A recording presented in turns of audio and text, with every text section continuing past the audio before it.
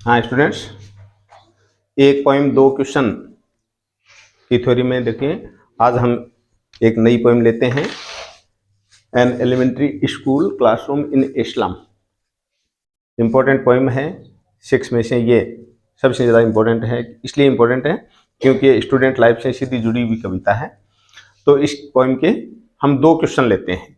एक तो पहला क्वेश्चन तो ये है, पोइम की थ्योरी तो ध्यान में है ना आप लोगों के, कि क्लासरूम है, उस क्लासरूम की स्थिति बहुत ज़्यादा दयनीय है। उसमें जो पिक्चर्स लगी हुई हैं, तस्वीरें लगी हुई हैं, मैप लगे हुए हैं, कवि उनके विषय में बताता है कि वो उनके लिए, उन बच्चों के लिए किस तरीके से उपयोगी हैं या किस तरीके से अनुपयोगी हैं। क्वेश्चन ये बनता है, what do the pictures and maps in the classroom shows. So कक्षा में लगी हुई जो पिक्चर्स हैं, मैप हैं, वो क्या प्रकट करते हैं। तो यहाँ पर आप लोगों को ध्यान में रखना है, चाहे किसी भी प्रकार का क्वेश्चन आए, मैं आप लोगों को बार बार बता रहा हूँ, these words are very important for your examination.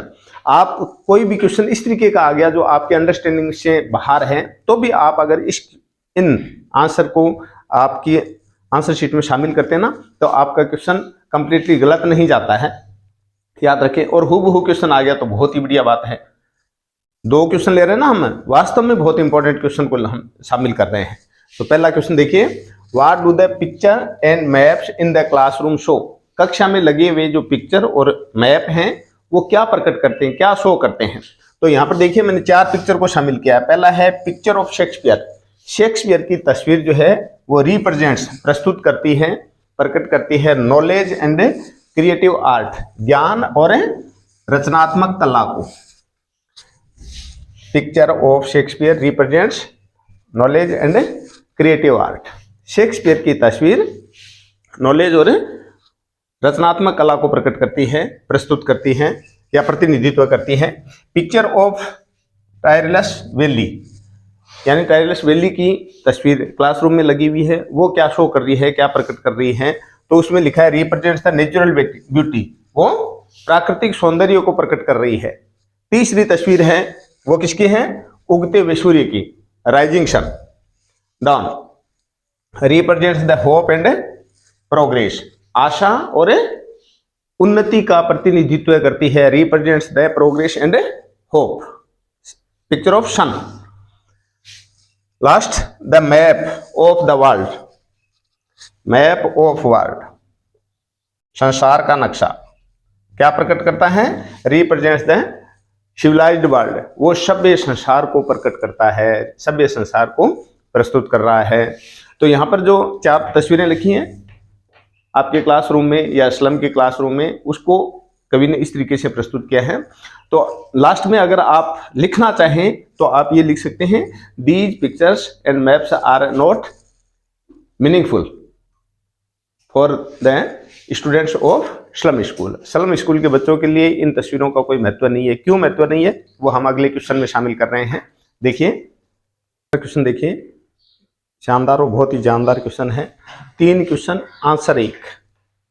Question 3 है, 3 में से कोई भी क्वेश्चन आ जाए तो आप आंसर ये एक, चाहे आप लर्न करें, चाहे अंडरस्टैंड करें, चाहे आप में किसी प्रकार की कोई क्रिएटिविटी है तो बना करके भी लिखेंगे तो और ज़्यादा बढ़िया प्रभावी ढंग से लिख पाएंगे आप। हाँ, क्वेश्चन है, what are the suggestions given by the poet for children of slum school. Slum school के बच्चों के लिए कवि ने क्या सजेशन दिए हैं, क्या सुझाव दिए हैं। पहला क्वेश्चन क्या है, what are the suggestions given by the poet, क्या सुझाव कवि के द्वारा दिए गए हैं for children of slum school, slum school के बच्चों के लिए। दूसरा है क्वेश्चन दूसरा क्वेश्चन है, how can the condition of children of slum school be improved. Slum school के बच्चों की स्थिति को कैसे सुधारा जा सकता है, कैसे इंप्रूव किया जा सकता है। How can the condition of children of slum school be improved, slum school के बच्चों की स्थिति को कैसे सुधारा जा सकता है। थर्ड है, what is the central ideas of the poem, कविता का केंद्रीय भाव क्या है, सेंट्रल आइडियाज क्या है, मैसेज क्या है, सजेशन क्या दिए हैं। किसी भी तरीके से क्वेश्चन आए तो आप तीनों प्रश्नों का एक आंसर ये क्या है, द पोइट सेज, कवि कहता है, बिल्कुल इजी लैंग्वेज में लिखा है, आपकी बुक की लैंग्वेज नहीं है। द पोइट सेज, कवि कहता है, that at present the slum childrens are living in hellish condition. वर्तमान में स्लम स्कूल के जो बच्चे हैं वो हेलिश कंडीशन में जी रहे हैं, नरकीय जीवन जी रहे हैं। देखिए दोबारा, द पोइट सेज दैट, कवि कहता है एट प्रेजेंट वर्तमान में, the slum children, slum school children कह दो या स्लम गंदी बस्ती के बच्चे कह दो, slum school children are living in hellish condition, नरकीय स्थिति में जी रहे हैं। The foggy surrounding, foggy surrounding का मतलब है धुंधला पर्यावरण उनके चारों ओर, किसी प्रकार की कोई सुविधा का वहां पर कोई किसी प्रकार की सुविधा का न होना। The foggy surrounding with full of poverty, उनके चारों ओर का जो वातावरण है वो बहुत ही दयालुता का है, उसका क्या कहना चाहिए, गरीबी का और नेग्लेक्ट का है। नेग्लेक्ट का मतलब उन लोगों की अनदेखी करना। The foggy surrounding with full of poverty and neglect are like underground graves, उनके चारों ओर का जो फोगी सराउंडिंग है, उनकी गरीबी है, उनके प्रति लोगों की जो नेग्लिजेंसी है, वो उन लोगों के लिए अंडरग्राउंड ग्रेव्स के समान है, यानी क्या बोलते हैं उसको, कब्र के समान है। इसलिए ये सुझाव दिए हैं नीचे 3 इजी लैंग्वेज में। They should be roam over golden sand, इसलिए उन बच्चों को रोम करने दें, भ्रमण करने दें, विचरण करने दें। कहां पर है? ओवर गोल्डन सैंड, सुनहरी धूल पर। ऑफ बीचेज, कहां मिलेगी सुनहरी धूल? समुद्र के जो तट हैं, किनारे हैं, उन किनारों पर। अंडर द ब्लू स्काई, दोबारा देखिए सेंटेंस को। They should be roam over golden sand of beaches under the blue sky, इसलिए उन बच्चों को नीले आसमान के नीचे सुनहरी धूल पर विचरण करने दिया जाए, पहला सुझाव। सेकंड है दे should B read books which they like, उनको वो किताबें पढ़ने दी जाएं जो वो लाइक करते हैं, ताकि उनको ज्ञान अर्जित हो सके, नॉलेज मिल सके।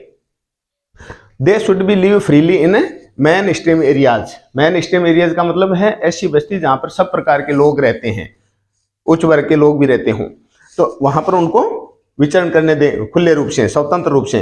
दे should B live freely in man stream areas, उनको मैन स्ट्रीम एरियाज में आराम से या खुले में स्वतंत्र रूप से रहने दें। Next suggestion to improve their condition is the government should try to improve their condition, सरकार को उनकी स्थिति सुधारने का प्रयास करना चाहिए। इसमें आप ये भी लिख सकते हो the government and social organisation, सामाजिक संगठन, the government and social organisation should try to improve their condition, सरकार को और सामाजिक संगठन है उन संगठनों को उनकी स्थिति सुधारने का प्रयास करना चाहिए। तो हाँ बच्चा, हम ये प्रयास कर रहे हैं कि आपकी कंडीशन कैसे सुधरे, इसलिए परीक्षा की तैयारी के लिए बहुत ही अभ्यास से, बहुत ही प्रयास से, अच्छी कोशिशों के बाद आप लोगों के लिए हर पोइट्री में से, हर पोइम में से 2-2 क्वेश्चन लेकर के आ रहे हैं। पढ़ें, अपने नोटबुक में नोट करें और परीक्षा के लिए पूरी तरह से अपने आप को प्रिपेयर करें। आप लोगों के लिए मेरी तरफ से ढेर सारी शुभकामनाएं, परीक्षा में अच्छे अंक अर्जित करें। अगर आपने चैनल को सब्सक्राइब नहीं किया है तो चैनल को सब्सक्राइब करें, ताकि हम भी आपसे मोटिवेट हो सके। हम आपको मोटिवेट करने की कोशिश कर रहे हैं, आप हमारे लिए कुछ करें। धन्यवाद।